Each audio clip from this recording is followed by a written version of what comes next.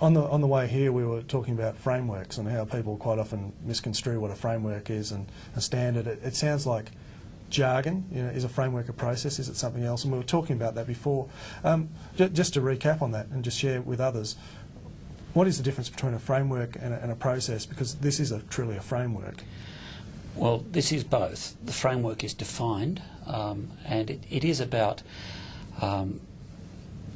getting the right attitude, getting the right resources, monitoring what you're doing so that you can improve it later on.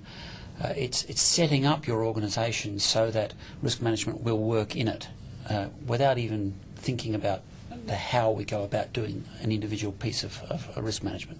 One of the things we talked about before we came here was that risk management isn't a process, it's a way of life. And you're telling me about some certain examples in household situations. Yeah, well, I was contemplating that we don't do anything without assessing the risk in reality.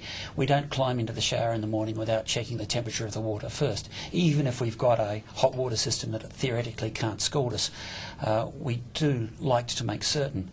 The whole process of living involves risk management. All we're doing with a standard is providing those who are responsible for running things slightly larger than a household event with a framework for thinking about it.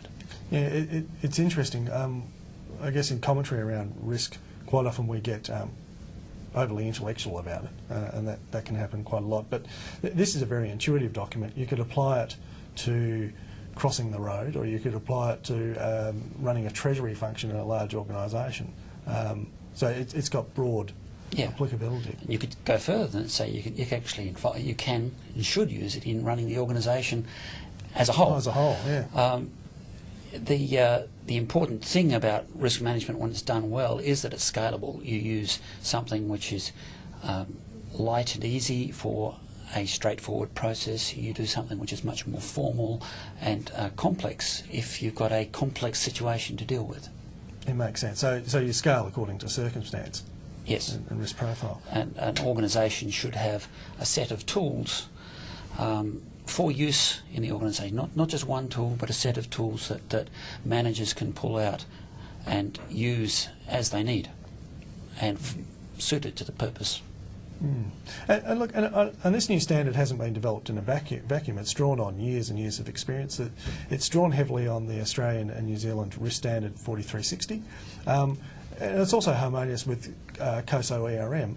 For people who are familiar with 4360 and COSO ERM, what's the difference with this one? What do they need to get up to speed with? What's new? Okay, let's start with COSO ERM, which is a substantial document and clearly was a very good piece of work for its time. But remembering that we're talking 6-7 years ago that COSO ERM was published. COSO ERM is an academic document. It's built around auditor thinking and company director thinking, so it's got a very heavy financial focus.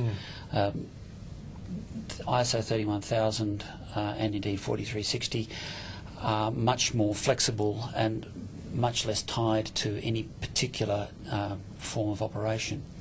Right. The thing that a reader of 31000 will find that 4360 didn't have is this framework, this recognition that risk management just doesn't happen. It has to be accepted by the organisation. There's got to be commitment to it. What the reader of COSO ERM will see in 31000 that is not obvious in COSO ERM is the cyclical nature of the risk management process, the fact that you don't just set it and forget it. It needs continuous attention like any other piece of management activity. But one of the things that I really like, and some of the commentators are commenting, there's two dimensions to 31000 which are quite useful. One is that it's firmly grounded in understanding the context in which you operate, and therefore there's a real strong environmental scanning dimension to that's ongoing. And then there's the ongoing assessment and monitoring. So it's not a one-off workshop in isolation from the real world. It's actually embedded in everything you do, and embedded is the key term, I think. Yeah, I think that is an important point to make. The auditors amongst us will recognise that the feeling that you actually can't do anything with an organisation until you understand it. And ISO 31000 has explicitly said you have to understand the organisation before you can do anything in terms of risk assessment, risk management in the organisation. The continuous monitoring, the keeping an eye on it, it's not just a workshop followed by report statements are very important. Indeed, indeed. It offers a lot of guidance on that, as I understand it. Some of which I think a lot of us are still trying to digest, but lots of wisdom in that. Internal auditors, we're here chatting on behalf of the Institute of Internal Auditors.